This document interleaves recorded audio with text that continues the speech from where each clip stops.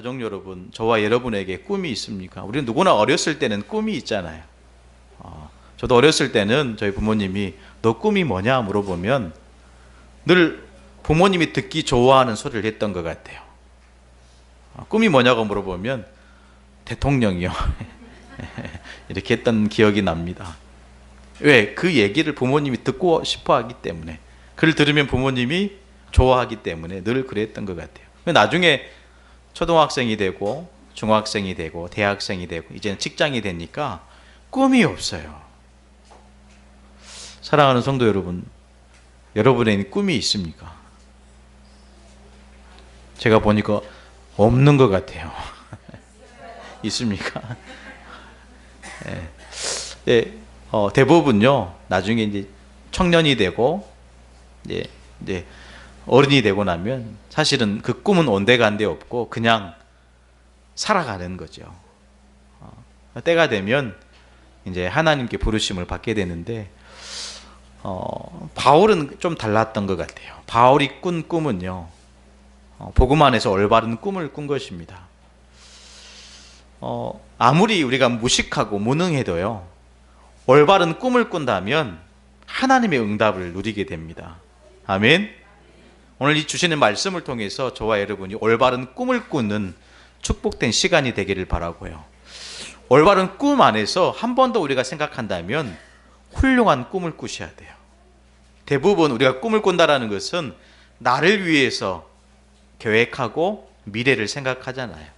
근데 훌륭한 꿈은요, 나를 살리는 꿈입니다. 나를 살리고 다른 사람을 살리는 꿈을 꾸게 되는 거예요. 거기서 멈추지 않고 여러분 더 큰 꿈을 꾸는 저와 여러분이 되기를 바라요. 더 큰 꿈을 꾸게 되면요, 작은 일에 낙심하지 않습니다. 때로는 내가 좀 손해볼 수도 있어요. 때로는 다른 사람과 비교해 가면서 내 삶을 볼 때 좀 억울할 수도 있어요. 그러나 큰 꿈을 꾸는 사람은요, 작은 일에 낙심하지 않습니다. 더구나 유혹을 받을 때도 그 유혹에 흔들리지 않고 더 큰 꿈을 향해서, 중요한 것은 응답을 누리는 사람이 될 수 있는 겁니다. 오늘 첫 번째인데, 바울의 생애를 우리가 좀 확인해 볼 필요 있어요. 바울은요, 길리기아 다소에서 출생했습니다. 이렇게 얘기하니까 거기가 어딘데요? 라고 질문하겠지만, 여러 세계 역사를 보니까 바울이 태어난 그 길리기아 다소는 그 시대의 3대 문학 도시 중에 한 곳이었어요. 무역이 활발하게 움직였던 도시고요, 뭔가 이 가르침, 철학, 교육이 활발하게 일어났던 도시 중에 하나였습니다. 그 도시에서 태어난 인물이 사울입니다. 이 사울은 나면서부터 로마의 시민권자였어요. 지금의 말로 하면 나면서부터 미국의 시민권자처럼, 그 시대의 강대국이 로마였으니까요. 그 시대의 모든 흐름과 그 물건들이, 또 사람들이 로마를 통해야만 뭔가 이렇게 수많은 것을 찾아내고 또 나를 경제적으로 활성화시킬 수 있는 그 길이 사실 로마였기 때문에 그 시대의 강대국이 로마였습니다. 그 로마의 시민권자였다. 다른 말로 하면 지금 뭐 한국에서 많이들 얘기하지만 금수저를 물고 태어난 거예요. 아멘. 금수저를 물고 태어난, 제가 이렇게 보니까 여러분들 입술에 금수저가 하나씩 물고 있는 것 같아요. 할렐루야. 예. 아멘 안 하신 분들은 흙수저를 물고 있는 거죠. 네. 근데 중요한 것은요, 바울이 가졌던 배경, 학식, 그 물질이 그의 삶을 행복하게 만들어 주지 못했다라는 거예요. 뿐만 아니라 바울은요, 유대인의 공회원이었습니다. 지금 말로 하면 정치인이었어요. 대단하죠. 정치인이 될 수 있는 나이가 유대 나이로 30살이 되어야, 30세가 돼야 정치계로 입문할 수 있는 거예요. 이 사울이 벌써 정치계, 사회적으로 어느 정도 지위가 있는 거죠. 뿐만 아니라 그 시대 유대에 인정할 만큼, 그것도 아무나 들어갈 수 없는 바리새파에 들어간 거예요. 종교의 지도자가 되는 거죠.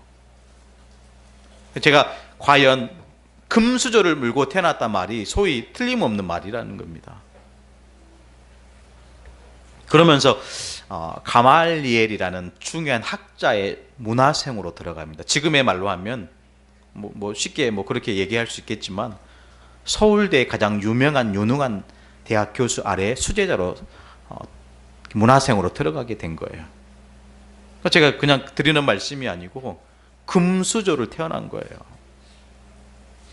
그러면서 신앙으로는 굉장히 열심히 있는 인물이었습니다. 어느 정도 열심히 있었냐면요, 그리스도를 박해하는 자리에 증인으로 섰던 인물이 사울이었어요.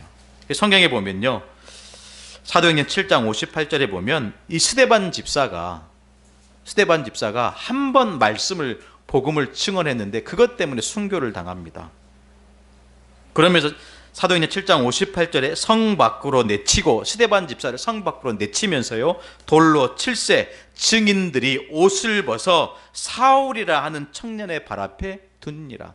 어떤 일을 하고 계획을 하고 뭔가 하는 일 가운데 반드시 유대인들이 하는 게 뭐냐면 증인을 세우는 거예요.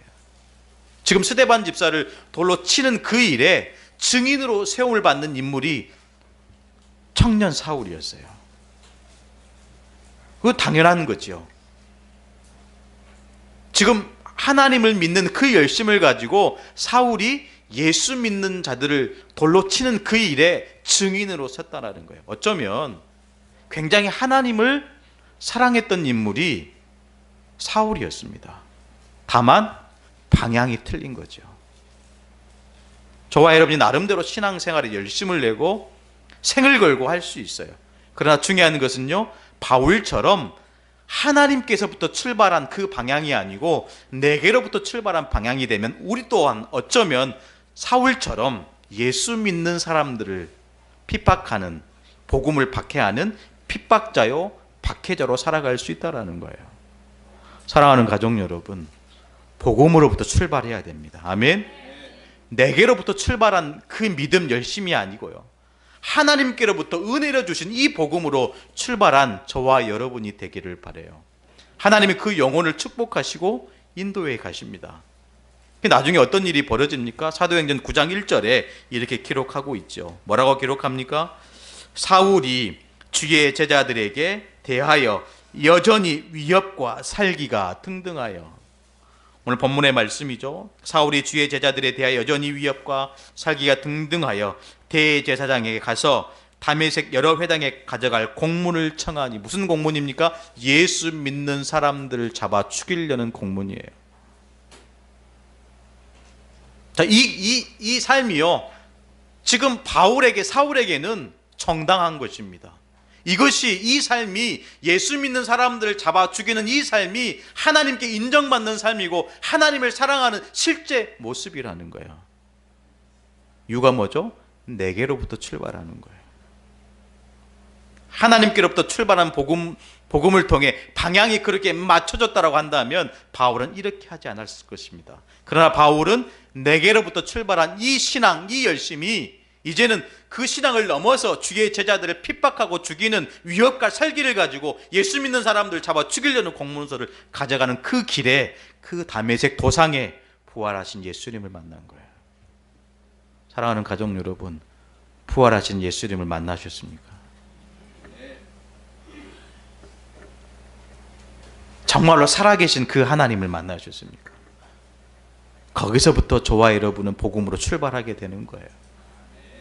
지금까지 내 나름대로, 내 방법대로 해왔던 대로, 전통과 간습대로 신앙생활을 했다면, 그것이 종교생활이라고 했다면, 이제는 그것을 벗어버리고 내려놓고 하나님이 주신 은혜의 복음을 가지고 그것에부터 방향을 맞춰서 출발해야 될 줄로 믿습니다.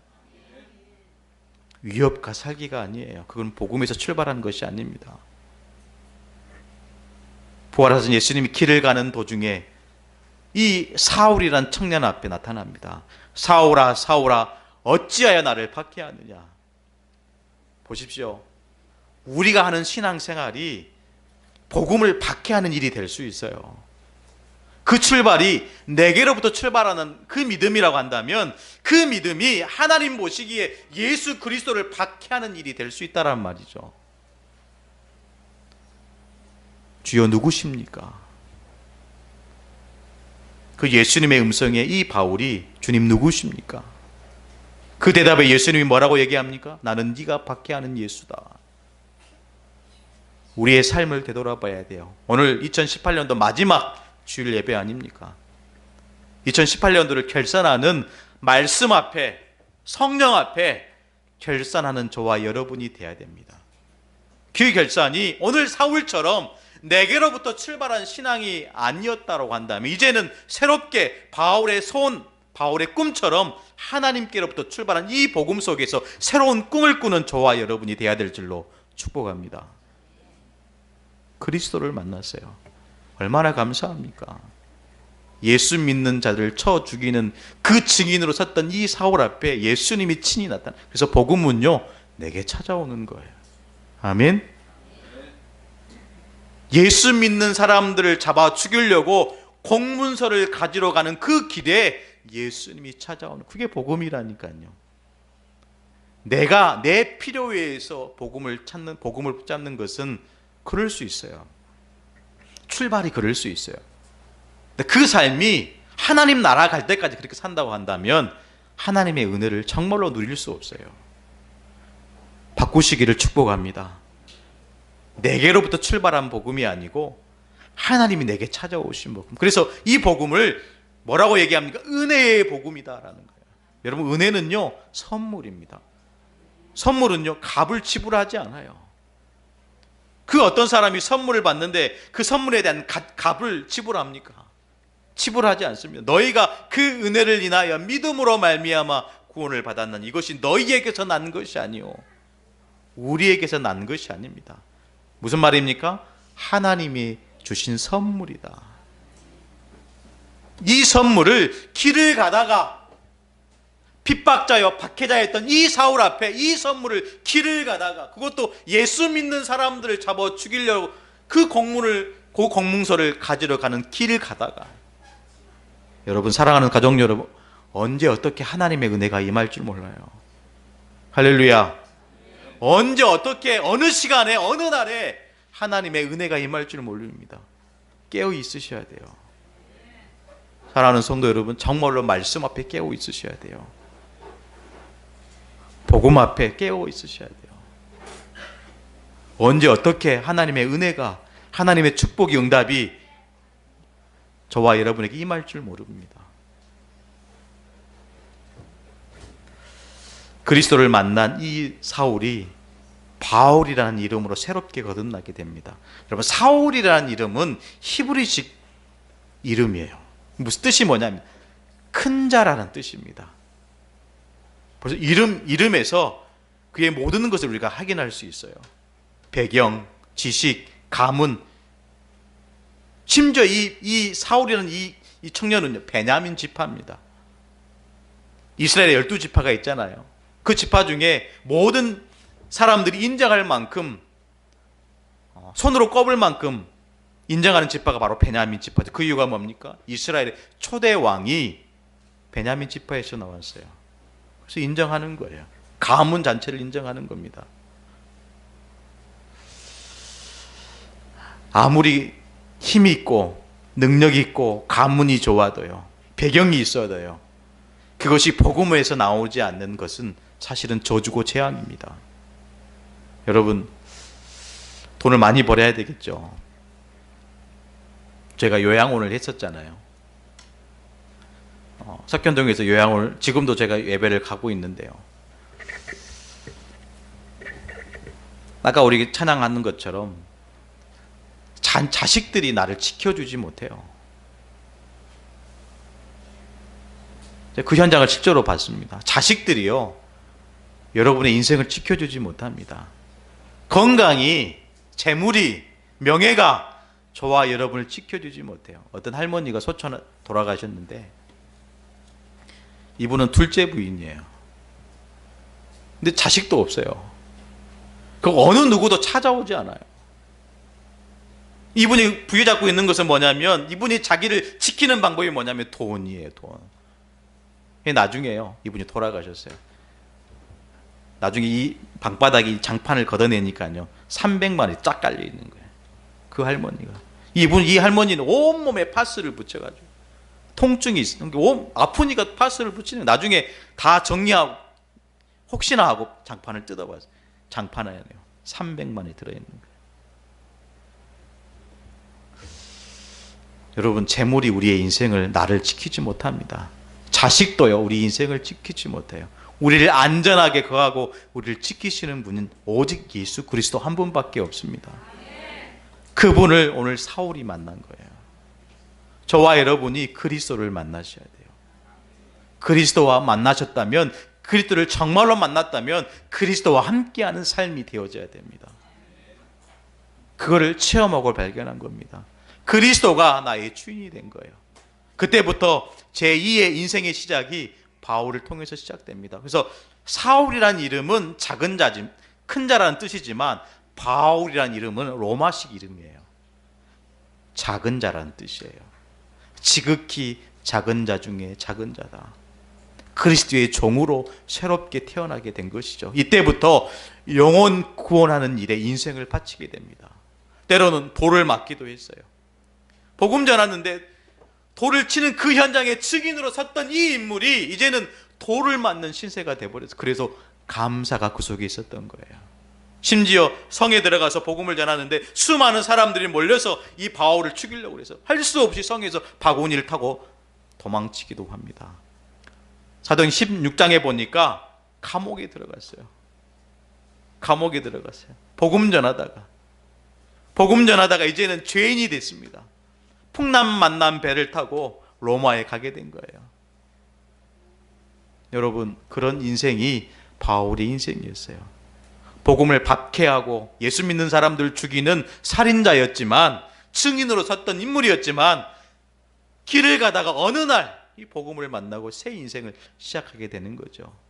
저와 여러분이 오늘 이 시간이 오늘 바울처럼 제2의 전도자의 인생이 시작돼야 될 줄로 믿습니다. 결국 BC 67년, 68년경에 로마에서 순교를 당해요.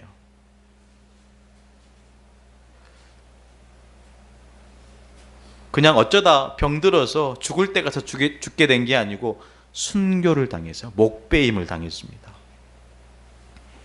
세상 사람들이 그 바울의 인생을 볼 때 그 인생이 무슨 행복해 있었을까? 아니요, 그렇지 않았습니다.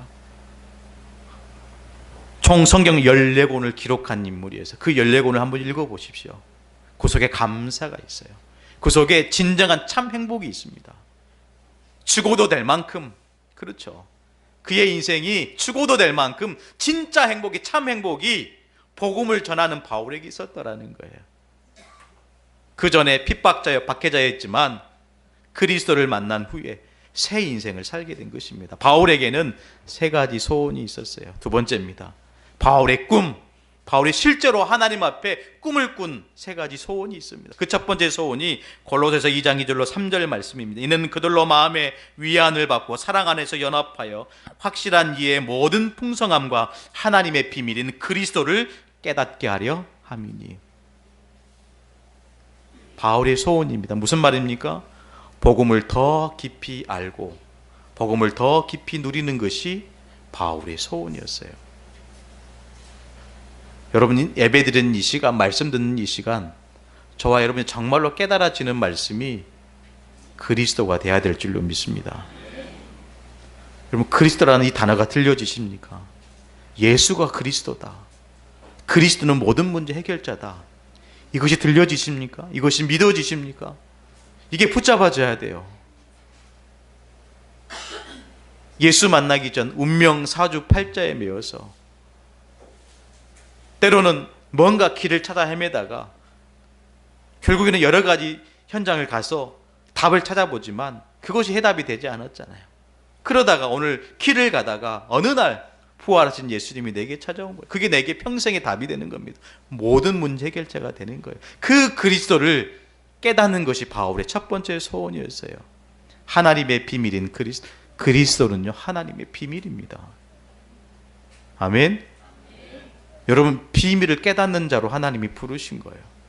예수를 그리스도로 믿는 이 축복을 하나님이 주신 거예요. 그래서 복음은요, 충분합니다.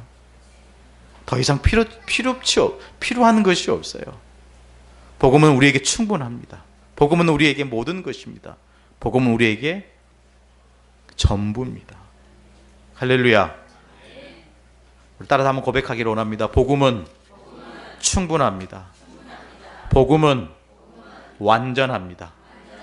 복음은 모든 것입니다. 복음은 전부입니다. 더 이상 할 말이 없어요. 사랑하는 성도 여러분, 제가 무슨 말을 하겠습니까? 복음은 전부예요. 전부가 되도록 저와 여러분이 기도하고 훈련받고 예배 속에 집중하는 것입니다. 말씀을 듣는 겁니다. 왜요? 그리스도는 하나님의 비밀이기 때문에. 아무리 얘기해도요, 못 깨달아요.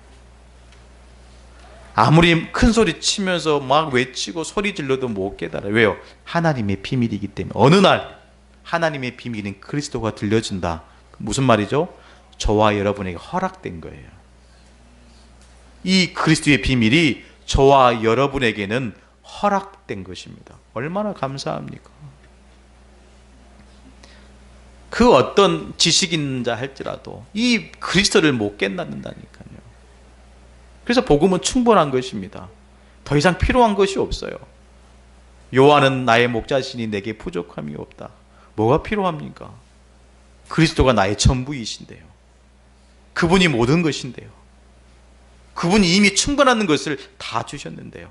복음 안에서 우리의 신분이 완전히 바뀌었는데, 마귀 자녀에서 하나님 자녀를, 더 필요한 것이 뭐가 있습니까? 그리스도가 지금 내 속에 주인되어 있는데요.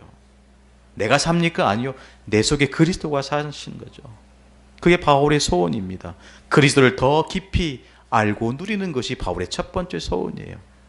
이 소원이 붙잡아지니까요, 두 번째 하나님의 꿈, 바울의 소원이 붙잡아지는 거죠.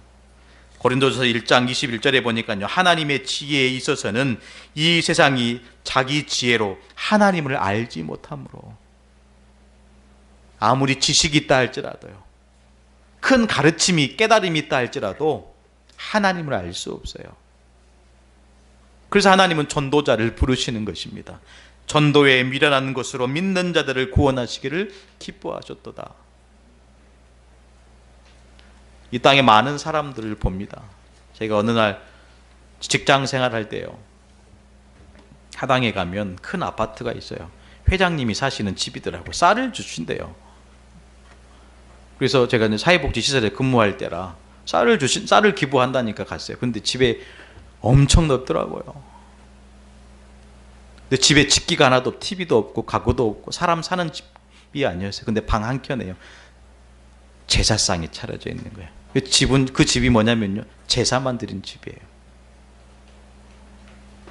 뭐가 불안해서 그렇게 제사를 따로 집을 얻어가지고 제사를 합니까? 뭐가 두려워서, 뭐가 불안해서요. 그 현장을 보니까 참 안타깝더라고요. 돈이 있어도 불안하구나. 가진 것이 많아서 불안하구나. 그렇게 불안한 인생이라면 차라리 없는 게 낫지 않을까 싶습니다. 할렐루야. 그것을 아멘 안 하시면 됩니다. 그래서 목사님 있어야지요. 네. 네, 그러시는 것 같아요. 없는 것 때문에 불안하십니까? 있는 사람들이 더 불안해 산다니까요.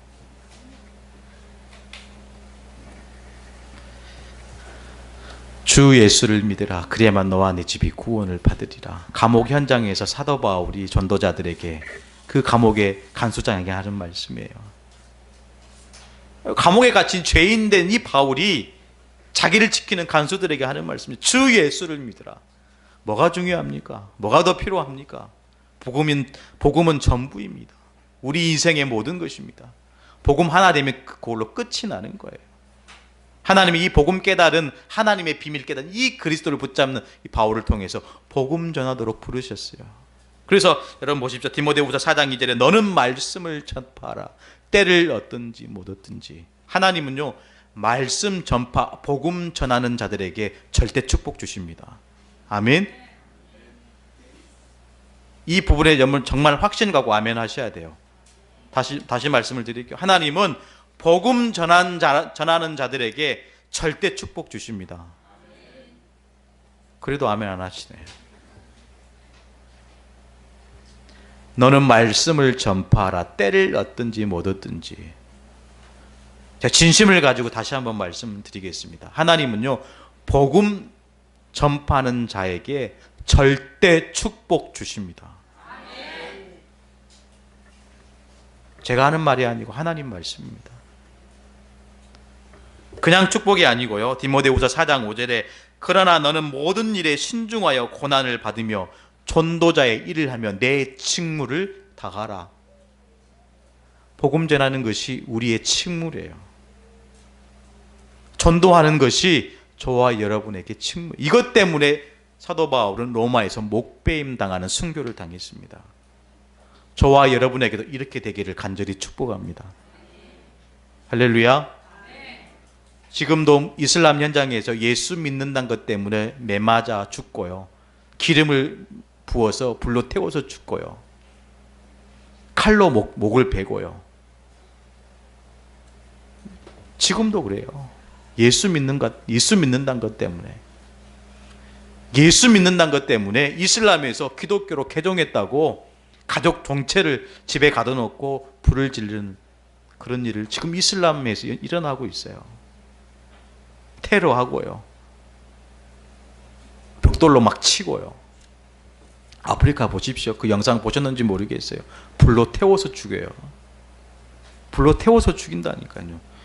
지금 성경에 있는 그 시대를 얘기해. 지금 우리가 살아가는 이 시대에 그런 일들이 일어나고 있어요. 얼마나 감사합니까? 이 복음을 우리가 마음껏 누릴 수 있다는 것은 얼마나 감사합니까? 그러나 중요한 것은 지금은 순교자의 시대가 아니에요. 지금은 시대는요, 증인들의 시대입니다. 저와 여러분이 증인으로 서야 돼요. 이것이 바울의 두 번째 소원입니다.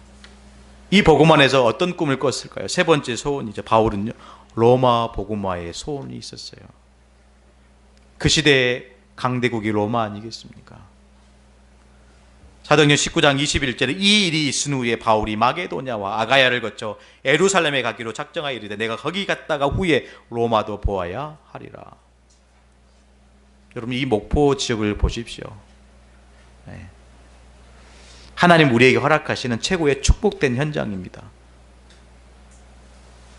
이 지역에 정말로 예수 그리스도를 믿지 못해서 여전히 재앙과 저주 속에, 아니 삶 자체가 지옥 같은 삶을 살아가는 얼마나 많은 안타까운 영혼들이 있습니까?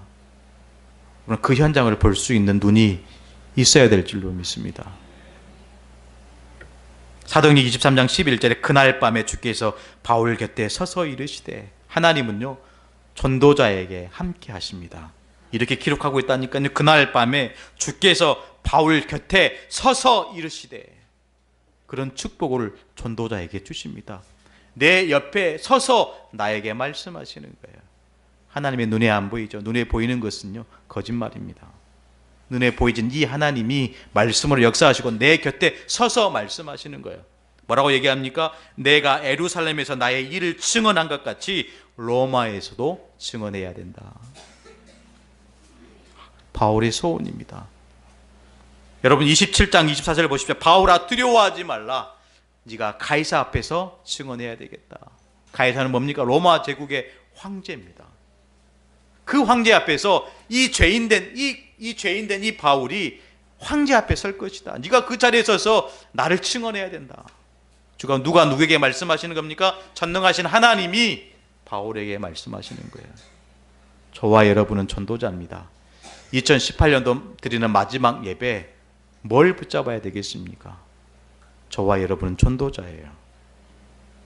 따라서 하겠습니다. 나는 복음 가진 전도자다.